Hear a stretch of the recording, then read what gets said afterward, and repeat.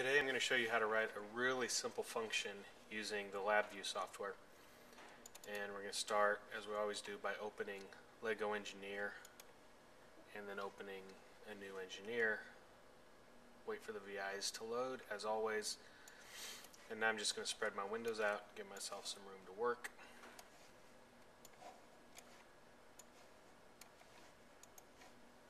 Okay, one of the big differences between what we're doing now and what we've been doing is when we did our calculators, we got rid of these start and stop icons, these start and stop functions down here on our diagram window. As we begin writing programs now, we're going to actually keep these here because we need to tell our program here's where you start and here's where you stop, as opposed to a calculator where all we did was typed in a number and it gave us another number back. The program is actually going to be linear. It's going to have a start place and a stop place.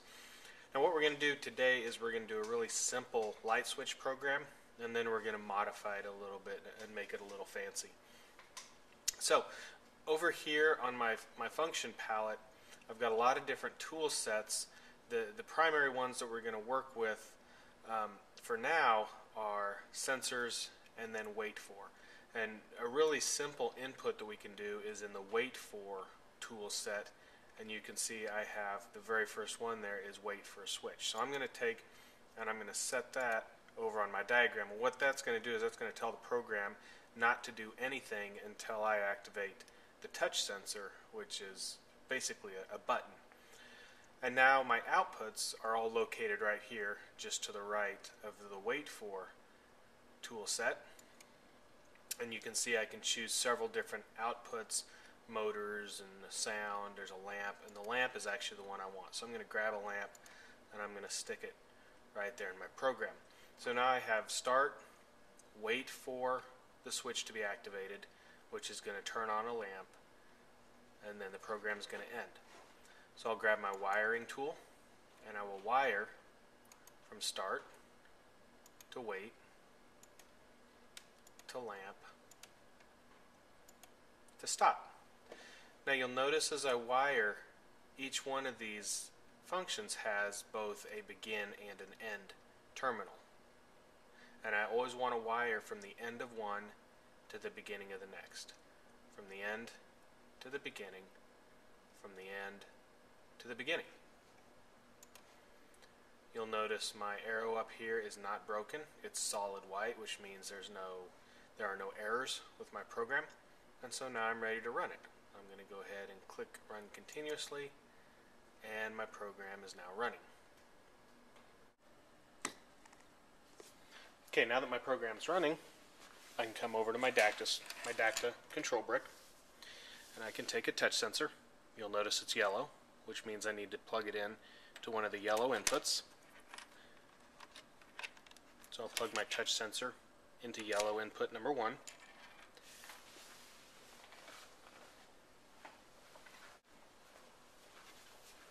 The output that I've selected is a lamp, just a little light. I always like to stick it on the powered block just to make sure it works. This one's a little iffy, but it does turn on, so we're good. I'm going to stick that over on output A.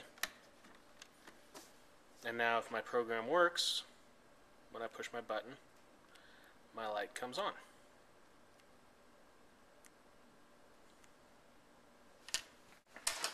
But maybe I don't want the light to simply blink on and off. Maybe I want it to stay on for a while.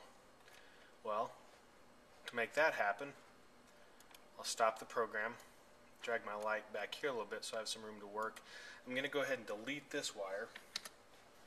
And right in the middle there between the lamp and the stop, I'm going to go back to wait for, and I'm going to pick these watches down here at the bottom. Allow me to wait for a certain amount of time. So let's say instead of the light blinking right off, I want it to stay on for 5 seconds. I choose the 5-second wait for clock, stick it right there, and then wire it between the lamp and the stop. Again, wiring from beginning to end to beginning to, or from end to beginning, from end to beginning. Go ahead and run my program again. So now if I come over to my control brick, and when I activate my touch sensor, my light should now come on for 5 seconds. Let's see if it works. 1, 2, 3, 4, 5. It turns off.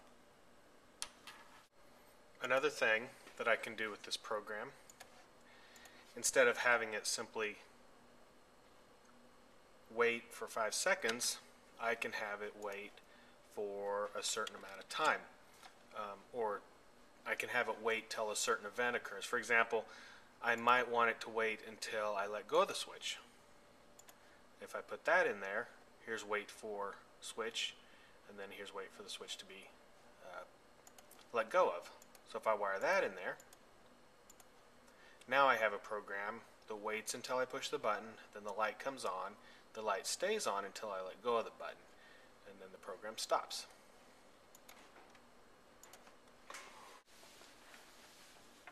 So now, when I activate my touch sensor, the light stays on for as long as I push the button. So if I want a short light, if I want a long light, it stays on as long as I keep that button pushed.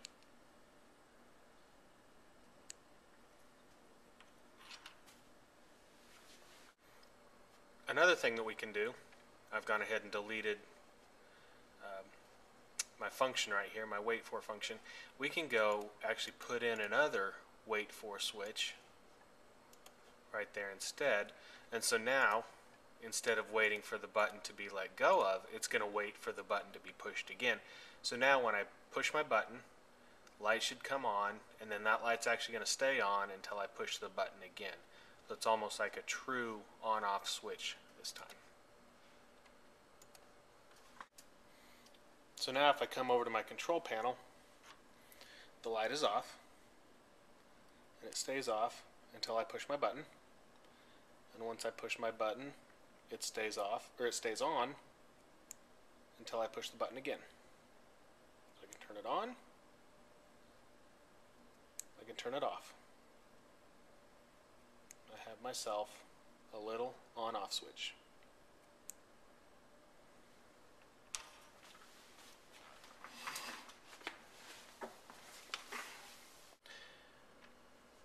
One thing that you might find helpful is when you run your programs, if you click this little light bulb up here, it actually shows you where the program is. For example, right now this program is waiting for this button to be pushed, for the touch sensor to be activated.